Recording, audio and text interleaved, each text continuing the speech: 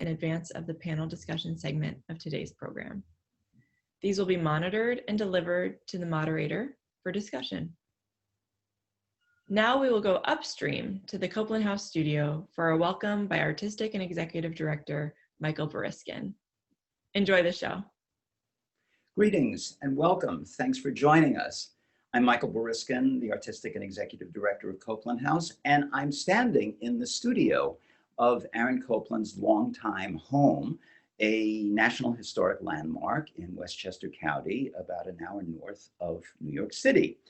In 2019, the Graduate Center of the City University of New York and Copland House joined together to present a special concert series at Elevash Hall in Manhattan, exclusively showcasing past and present American music performed by our Music from Copland House Ensemble and doctoral candidates from the Graduate Center as guest artists. The series was unfortunately cut short by the COVID pandemic, but we have transitioned now to a virtual series, which we call Copland House Underscored, so titled because each program spotlights an important American work. Each program will begin with a short conversation about the piece with some of our artists. We will then present a complete performance of the work and then conclude with a live Q&A between you, the viewers, and our artists. The first three programs that we will be doing, appropriately enough, are featuring three of Copland's major chamber works. This program spotlights a remarkable work of Copland's from the 1930s, his great sextet for clarinet, piano, and four strings. It's also probably his most infamous work because of its fearsome difficulties, but it's a work of irrepressible exuberance and nonstop Stravinsky drive and energy and its outer movements, bracketing a central section of real serenity, eloquence, and simplicity. It's a wonderful work that we are always thrilled to perform. Joining me for our conversation about this extraordinary piece is Derek Bermel, who is not only the founding clarinetist of our Music from Copland House Ensemble and the director of our Cultivate Emerging Composers Institute, but also a much beloved, much honored, widely performed composer. And we've also got Paula Garcia, a terrific young violinist from the Graduate Center doctoral program. So please get settled, enjoy the conversation and the performance, and stick around for the live Q&A afterwards. So the Copland Sextet began life in the 1930s as Copland's Second Symphony, known as the Short Symphony, and it was immediately deemed as unplayable by two of the era's most prominent conductors, Serge Koussevitzky, the music director of the Boston Symphony, who was also Copland's greatest symphonic champion, and Leopold Stokowski, the longtime and fearless music director of the Philadelphia Orchestra. Copland, being a rather practical sort, thought that if he would create a version of the symphony for a small chamber ensemble, it might improve chances of the piece being performed. And a few years later, in 1937, he created the version that we're about to hear for 6 instrumentalists: clarinet, 2 violins, viola, cello, and piano. But in both the symphonic and the chamber versions, the piece had a long and well-earned reputation for being one of the most canceled pieces of 20th century music. That's not exactly the case anymore, but the piece still somehow strikes terror into the hearts and minds of otherwise fearless performers. So, Paula, you play so much new and recent music, not only new music, but music that's really quite challenging. And so I'm wondering, what is it about the sextet that strikes fear into the hearts of so many performers, especially when you consider that there are so many other pieces that are so much more overtly difficult, virtuosic, challenging, that get played more often. What is it about the Copland Sextet? I think it's like a combination of a few different factors. I mean, I think now, of course, we sort of have incorporated into the practice of chamber music, like how to approach a piece like this. So for performers in like 2020, we know sort of the angles that we need to approach rehearsing and practicing and sort of like organizing the ensemble aspect of the piece. So I think for performers of this music, when it was like newly released, newly published, they would have been kind of like figuring it out, I think, from the beginning. And so I think maybe that's one of the reasons why it didn't get that many performances, I think, initially. The rhythm is a challenge. The way the meter is divided, the way it's written and the way it feels is often like kind of different. And so I think as an unconducted ensemble, like that poses a real challenge because everyone sort of has to feel things in the same way. Sort of like define that undefined rhythmic space on a kinesthetic level in the same way. So I think that's one of the challenges. And, you know, if you think of like some of the most rhythmically challenging chamber music of the 20th century that gets performed all the time, like maybe it's more often like a string quartet where you have this really tight group of 4 players that are sort of like all kind of, you know, they're like same instrument family, they're like all clued into like the exact same kind of motive, sound production, body language. And it's just sort of like a tighter knit organism. And I think already expanding the quartet with a piano kind of, you know, it expands the sound palette, like it spatially, like, you know, logistically there are some added challenges. And then adding clarinet, I think it starts, the ensemble starts feeling really big and very, very. Which is the idea. Yeah. And so I think that also adds to the challenge too, that there's this rhythmic complexity. The meter's written one way, but it doesn't always feel the way it's written, and it's constantly changing. You almost like never get more than like one measure in the same meter. And so I think that coupled with the sort of like expanded chamber music instrumentation makes it challenging for everyone to sort of like come together, be on the same page, sort of on a kinesthetic level with the rhythm and the meter. Derek, let's talk for a bit about these rhythms that Paula mentioned, because that, I guess, is the crux of the difficulty of this piece.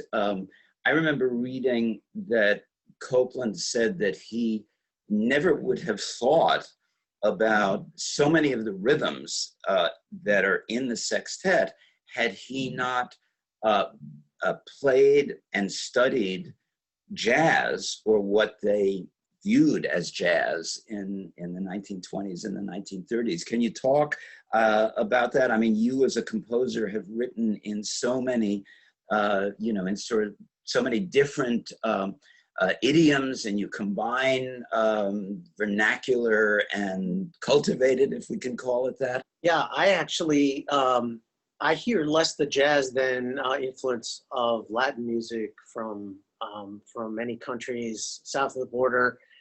And Copland obviously spent a lot of time in Mexico writing and thinking about music. And so, because of its kind of very straight rhythm, it it feels like if anything, it resembles, as you mentioned, early jazz, closer than the swung jazz of the 30s, 40s, the period that he was actually in. And but I hear this kind of channeling of Stravinsky's incorporation of jazz more than jazz itself. In a way, it's like a couple of steps removed, and maybe that gives it its very particular elegant kind of removed quality that I would say differs from jazz. Copland was so influenced by Stravinsky, as you know. There in the Copland house, there are those three pictures: Nadia Boulanger, Liszt, and Stravinsky, and so those being his three primary influences, I suppose one could say, although there were more. But Stravinsky, certainly, Paula, you probably played Soldier's Tale, and that very, very tricky, difficult violin part is often easier when renotated in other rhythms, and sometimes you'll have an offbeat that's functioning as the onbeat, all that kind of thing.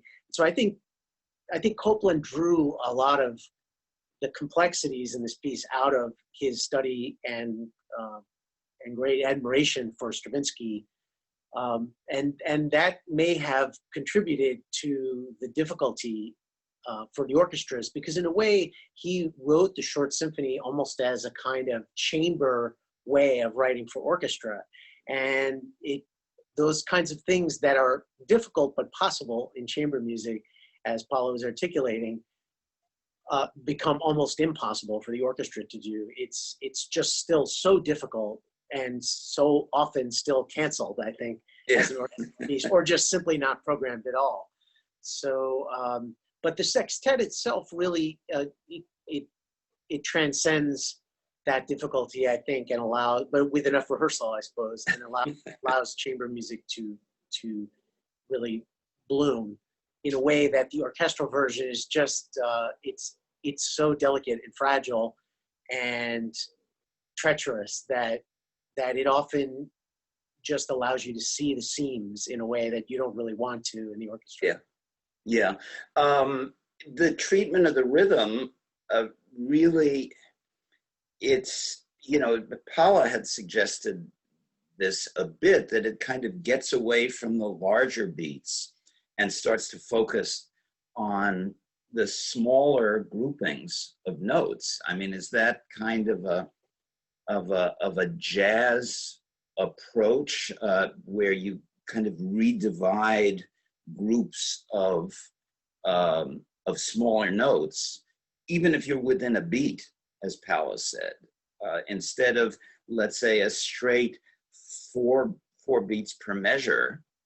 If you break the beats down, you can divide, as we all know from basic math, you can divide 4 or 8 into 3, 2, 3, or 3 plus 3 plus 2, as opposed to just 4 plus 4. Is that a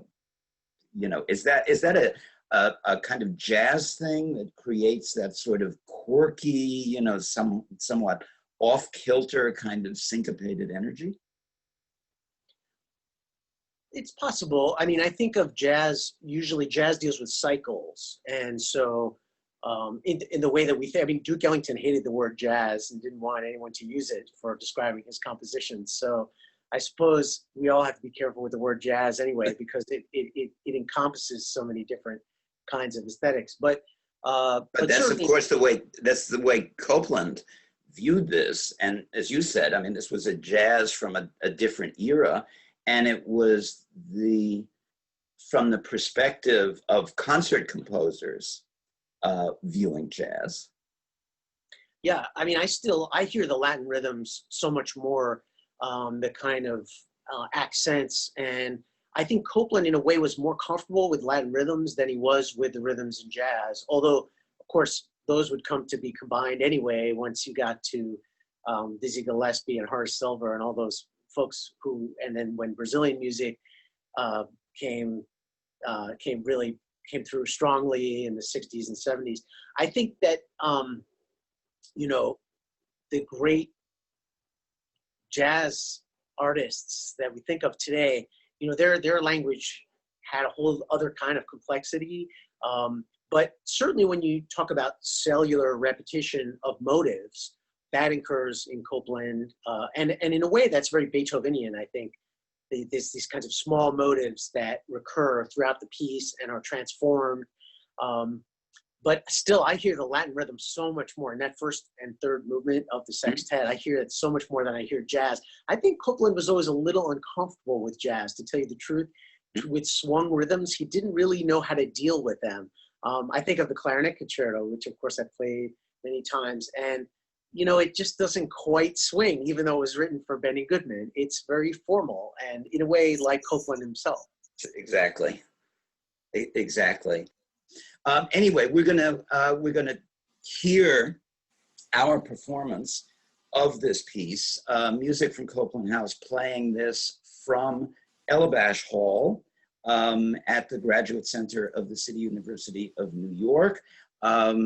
Derek is the clarinetist. The two violinists are Paula and Magdalena Filipczak, both of whom are Graduate Center doctoral candidates. Violist Danielle Farina, cellist Alexis Pia Gerlach, and me at the piano. And please stay around for a short Q&A after. So we look forward to seeing you on the other side.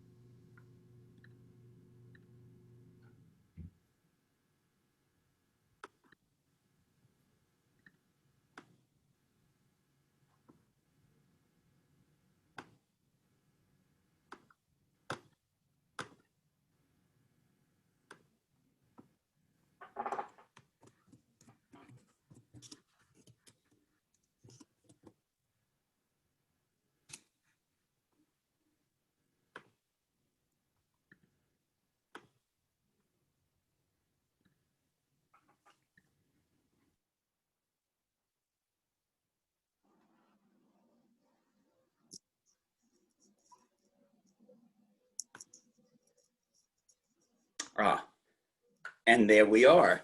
Well, that was certainly a wild ride. Thank you all for taking it with us. We're delighted that you could join us today. A few quick housekeeping things before we get to our Q&A. And we've already got a number of really interesting questions in the queue ready to go. We would love to answer as many questions as we can. There is a Q&A button at the bottom of your screen where you can type out your questions and simply submit them. Also, please feel free to send in comments throughout our discussion. All of us are, all of you who are viewing are muted by default. This program is being recorded and we'll give you the opportunity to watch it again, and better still, share it with your friends. Each of you who has registered to view today will receive a link from the Graduate Center for the program, and it'll also be posted on YouTube as soon as it's closed captioned. Please join us for the next programs in this virtual series, Underscored. They are on Tuesday, October 13th and Monday, October 26th, both at 1 p.m. We plan to announce additional programs as well. So in the meantime, put those on your calendar. And I think without any further ado, we can move into our questions. And there is one about Derek, your wall. Somebody had asked about the Thelonious Monk poster and whether we have any idea whether Copland knew Thelonious's music. Hi, Michael. My video is disabled, but hang in there. If you want me to, I will still answer Yes. it, even unseen. I'm happy to answer it. Did you unmute your own video? There you are. There we go. Now it Excellent. works. Okay, great. So I have never seen anything about Copland with regards to Thelonious Monk. It's possible that he was aware of Monk. He was certainly aware of a lot of the great jazz composers and performers. But one thing I can say is I think both Copland and Monk were quite influenced by French music. You can hear it in Monk's harmonies, and you can hear it. And of course, we know that Copland spent seminal time in France learning from Nadia Boulanger and others. But one thing I think that's actually a big tie between the two of them is that they were both very stripped down kind of performers. They're both great pianists, of course, and I think they both wanted to strip all the chaff out so that we just got the wheat of the notes and rhythms. And so I think you find that they both placed a lot of emphasis on spareness and elegance in their composition and their playing. Yeah, I don't have a sense that that Monk and Copland ever crossed paths, but we know that Copland was open to all kinds of music, and if he didn't know Monk's music because they were not quite, I guess, of the same generation exactly, he certainly was receptive to all kinds of things in the popular arena as well. We actually have a few questions from several viewers who seem to be interested in the amount of rehearsal time we needed for this piece. Paula, do you want to speak to that? How much is enough? Is it ever enough? Never enough. Hi, everyone. Thanks for tuning in. I'm Paula Garcia. I was the first violinist in that performance. So yeah, I mean, I guess it's however much time it takes for everyone to sort of feel everything in the same way. I feel like the challenge with this piece is having all of these meter changes and the different ways the the beats are grouped together, kind of feeling them the same way. So arriving at that point where everyone's internalized that in the same way sometimes is something that we can work out beforehand, but I think often it's, something that you kind of, it's like this group think thing that happens together in rehearsal, and sometimes it takes time, and sometimes it comes together really quickly, and it had to come together relatively quickly for this particular performance, but yeah, I mean, in terms of hours, gosh, I don't know. I mean, I think like, typical for like this kind of performance, like each rehearsal session would be a few hours, and we'd have a few of those. And, then we get together, run stuff, get the feeling of, playing through. But I mean, it's basically, like however long it takes. And I think with this kind of instrumentation, it's different because, piano sextet isn't necessarily like the kind of ensemble that really like lives together as an ensemble, like kind of long term, like a quartet would. So we're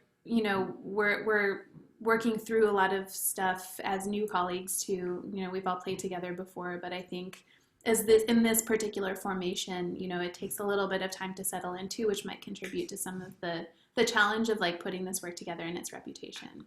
So, Well, the danger for us, I think, at Music from Copland House is that we've played this piece a lot, and it's become one of our signature pieces.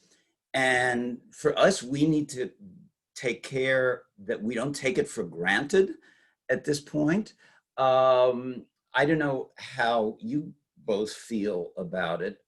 There are so many pieces that we play that, gosh, once you've gotten into it and it starts to season, you feel kind of comfortable and you kind of let yourself go in the moment. But the sextet to me always seemed like the kind of piece that whether it's the 15th performance or the 20th or the 30th, you never know what's going to happen, no matter how well prepared you are. Do you have that feeling too? I'm always holding on. it definitely keeps you on your toes, right? I think there's never, you brought up the bounding line, sort of like alternate title earlier, and I think that sort of, being in constant motion and being kept on your toes in terms of like counting and never sort of like settling into like a pattern that your brain just sort of like checks out with. I think maybe that's contributing to that feeling, which like, keeps the piece fresh. I think performance after performance, if it's something that you perform often, like that's one of the things that keeps it exciting. That was my first time playing that piece, so I didn't have the same like My goodness. level of seasoning, Michael, that you had, but it was super exciting for sure, like to perform for the first time. So yeah, I imagine the subsequent time. Well, don't count on it getting that much easier your fifth time around. There's actually a related question to this, which had to do with playing the faster sections, the faster movements, and the slower movement. Which was more difficult? How do you feel about the slower, seemingly simpler music compared to the more involved, faster music? Derek, what you have a thought about it?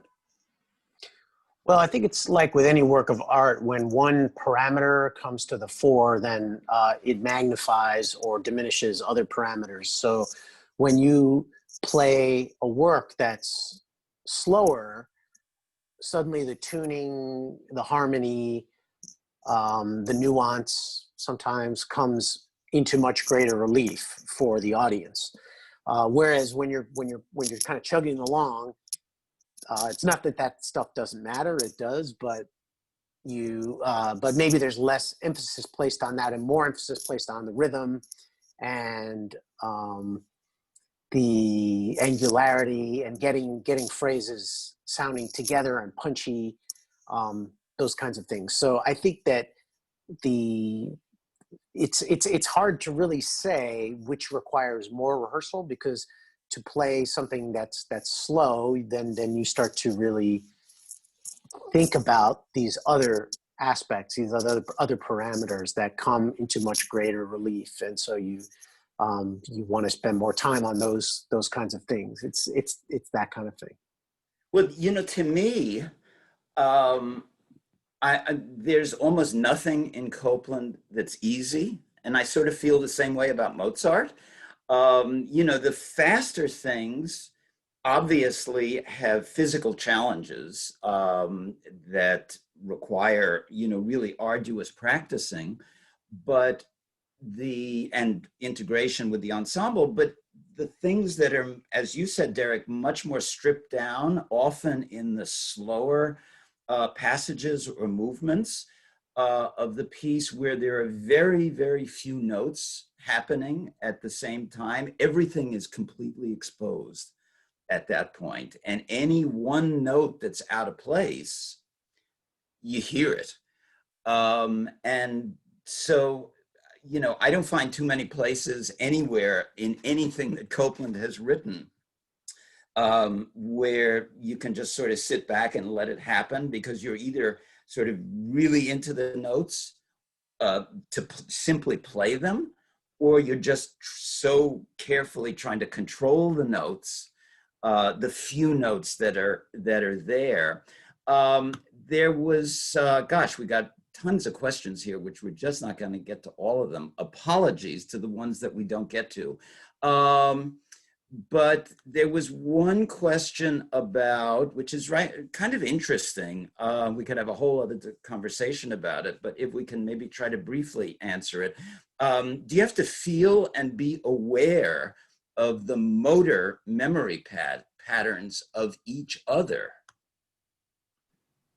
That is a really good question. Yeah. I love that question. Yeah, I mean, I think it's, I think about cueing. It's sort of first thing I think about is cueing when I think about that question. And I think because, our mode of sound production is so different as a mixed ensemble. We have like a wind player, and we have a keyboard player, and we have string players. The way we prepare to make sound is so different. And the gesture that I just did is sort of like a reduction of what I usually do to prepare to play. Derek obviously needs to breathe in a certain way at a certain time in order to prepare. And, Michael's a pianist, has his own set of preparatory motions and affect. So I think also being aware of that, being kind of understanding how people prepare differently to play different things. And also, if it's your responsibility to cue, doing it in such a way that kind of feels right for everyone else. Sometimes what you thought might work doesn't really work. It's not really enough time for people. It doesn't really communicate the right energy or the right sort of anticipation. And so there's a lot of that kind of adjustment. And so there is a physical grammar that we all start to internalize in some way, anticipate, remember, so that we can, recognize those visual cues and also, pick up on them peripherally too. And I think also the way we move together sort of directs our phrasing when we are phrasing something together. So that's happening on a lot of levels, I think. And, that's could be a whole dissertation topic in and of itself. And I'm sure it already is. Oh, for sure. Here's an interesting question about whether there are other pieces that have similar reputation to the sextet. I'm not sure what that's referring to, but maybe the notion of a piece that had been so challenging and maybe had such an arduous career path of its own, when it started out. Derek? This is very typical that what's a huge challenge, insurmountable challenge in one generation becomes in the next generation becomes the audition piece for the conservatories. So this is the history of art, really, and you can point to everything from Beethoven string quartets and Brahms to to 20th century works that Rite of Spring, things that were considered unplayable. I think Mahler's First Symphony had something like 21 rehearsals at the first performance. And so, these are things I remember when I was learning the clarinet concerto by Carl Nielsen. When I was in high school, my teacher, Ben Armato, who you knew, Michael, Ben would say, when this piece was premiered, it was seen as the piece. Nobody could play this piece. And now the high school kids are learning it. It was the same with the John Coliano's clarinet concerto. When I was growing up, it was just seen as an impossible work. So what seems impossible becomes more possible in the next generation. That said, I think some of the questions made reference to the short symphony, which was the original version of the sextet, as we had discussed. And so that being seen as impossible, Copland decided to make the chamber version of it, which would be more possible, but still very difficult. And I still think, for a lot of people, it's a dreaded work to perform of chamber music, and I guess that's what keeps people on their toes. For sure. I think we probably have time for one more question, and sadly, there are a bunch of questions still in the queue. So apologies to the folks that we haven't been able to get to in the short amount of time that we've got. Somebody asked about whether this piece was programmatic in any sense. Anybody want to take a crack at it? I mean, I'll try, or if Paula wants to say something. I have a few thoughts also, but go ahead. I mean, I would say that this is actually a work that's less programmatic than most of Copland's work. Of course, he wrote so much for dance, and I think, as we discussed before, this piece, in a way, was Copland at his least programmatic and most absolute music kind of personality. He was not working with Martha Graham. He didn't have to worry about a storyline or some type of imagery that might accompany it. And I think he was really interested in musical form and in development and that kind of thing. More kind of pure musical ideas. Yeah, I mean, I think there was sort of an interesting split with Copland. People often talk about the difference between his overtly popular or populist works compared to some of the more challenging, I don't want to say serious, but because everything he did was serious, even when he was having fun, more academic or structured works.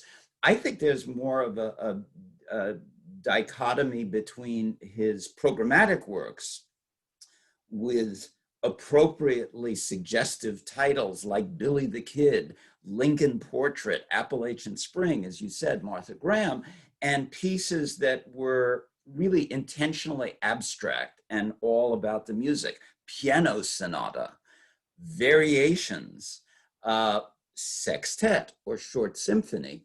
I agree. And Paula had mentioned that, at one point in the process, Copland was always thinking about titles. He was thinking about calling this The Bounding Line,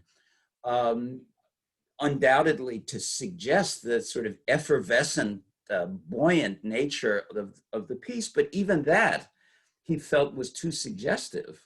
And I think this was, what was often said about a lot of Stravinsky works, that the virtuosity was in the notes themselves, not so much even in the performance, but in the way the notes were put together. So, I think that this piece was all about the music itself, and the notes and the virtuosity that was involved in pulling them all together. In any case, gosh, we could go on for at least another 30 minutes, but I don't think our friends at the Graduate Center would appreciate that very much. So we're going to have to bring this. Pardon me, go ahead. I was able to answer a few unanswered questions in the chat, which is a cool feature. Excellent. So I didn't get to a whole lot of them, but yeah. We can try to do that. You have to bear with us, folks. This is, we're making this up as we go along. So as so many of us are in the new reality that we're facing. Just a couple of things. First of all, to thank you all so very much for joining us on this first outing. We will be back. As I said, please note our next couple of dates coming up, October 13th. And October 26th, both at 1 p.m.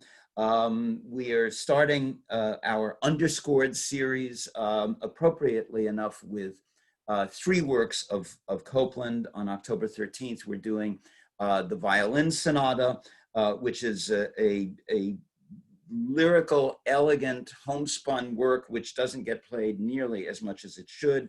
And then we've got the really haunting and rich piano quartet, which is still a secret to even a lot of accomplished professional performers.